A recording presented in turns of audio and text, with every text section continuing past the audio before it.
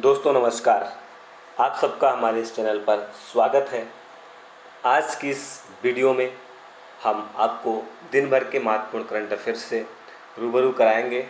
यह current affairs UP PCS, UP RO, UP ARO, UP लेखपाल, UPSI police, साथ साथ 67th बीपीएससी जो दिसंबर में होने वाला है, इसी के साथ बिहार का सीडीपीओ, एसआई, एमपीपीसीएस से संबंधित सारे पेपर, इसी के साथ Uttarakhand PSC, MPPSC, Rajasthan administrative service और एसएससी आदि सभी एग्ज़ाम्स जिसमें वन लाइनर फॉर्मेट में या कम शब्दों के करंट अफेयर्स पूछे जाते हैं, ऐसी सभी परीक्षाओं की दृष्टि से यह सीरीज महत्वपूर्ण है। चलिए सीरीज स्टार्ट करते हैं।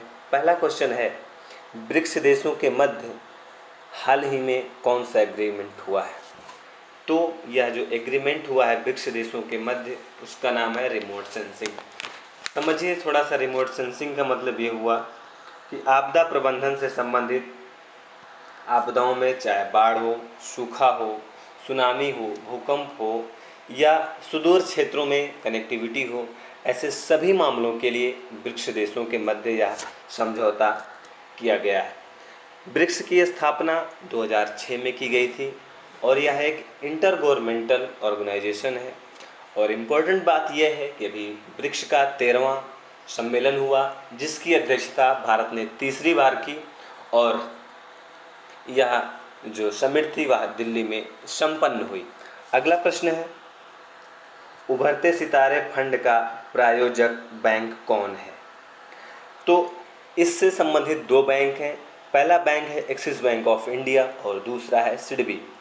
उभरते हुए सितारे फंड का उद्देश्य है ऐसी कंपनियां जो विदेशी मांगों एवं मानकों को पूरा करते हुए क्षेत्र में, यानी कि घरेलू क्षेत्र में चैंपियन बनने की क्षमता रखती हैं, ऐसी सभी कंपनियों को आर्थिक मदद करना और इससे संबंधित किस प्रकार से व्यापार को बूस्ट किया जा सके, ऐसी सभी गतिविधियों से संबंधित जो हेल्प है वह इस फंड के माध्यम से उपलब्ध कराई जाएगी। अगला प्रश्न है, तुंगभद्रा बांध किस राज्य में है?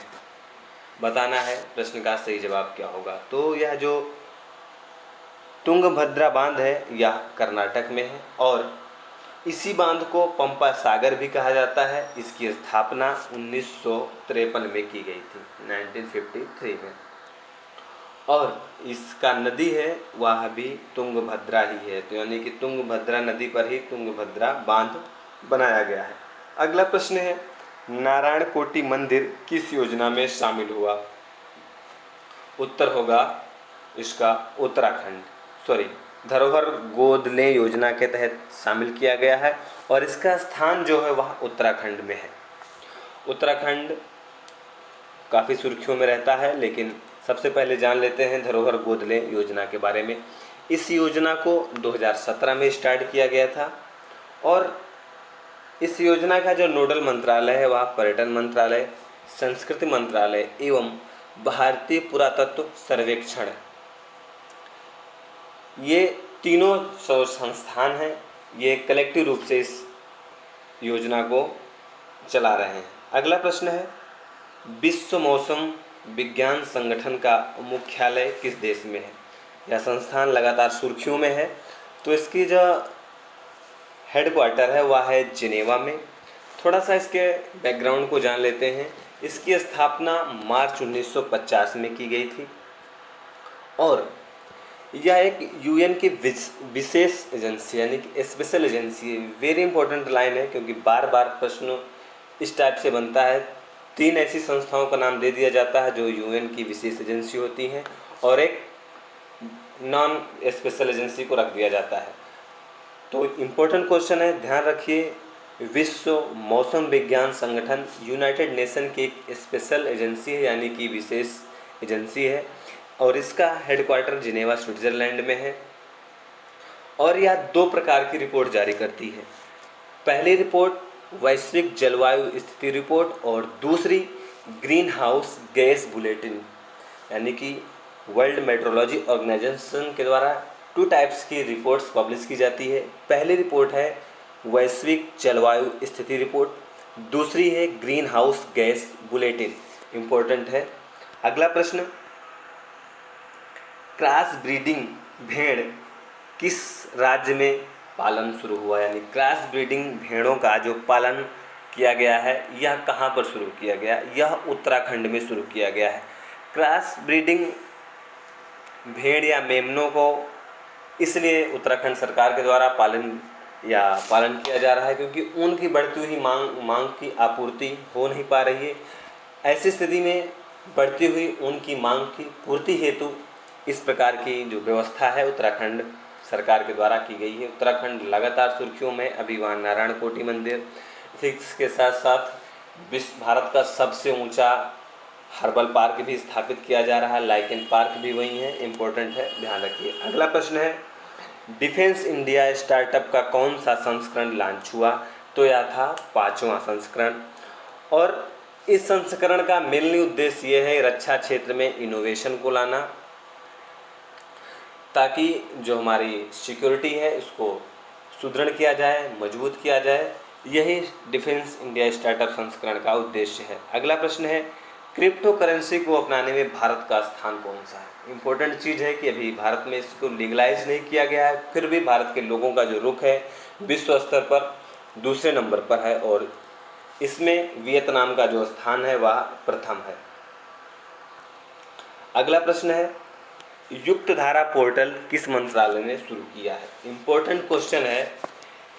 युक्त धारा पोर्टल को ग्रामीण विकास मंत्रालय ने लॉन्च किया है और इस पोर्टल का उद्देश्य है मनरेगा या फिर ग्रामीण क्षेत्र की जो विभिन्न परियोजनाएं हैं उन सभी परियोजनाओं के लिए एकीकृत यानी कि इंटीग्रेटेड डेटा उपलब्ध कराना, ताकि ग्रामीण विकास को अधिकतम रूप से सुनिश्चित किया जा सके, सोशल जस्टिस को ग्राउंड लेवल पर एप्लीकेबल किया जा सके।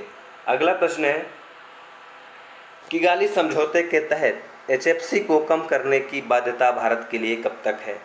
किगाली समझौता में हाइड्रोफ्लोरोकार्बन के उपयोग को कम करना है और यह जो बाध्यता है 2047 तक है, लेकिन इम्पोर्टेंट बात यह है कि यह जो 2047 तक है इसमें 80% तक ही कम करना है।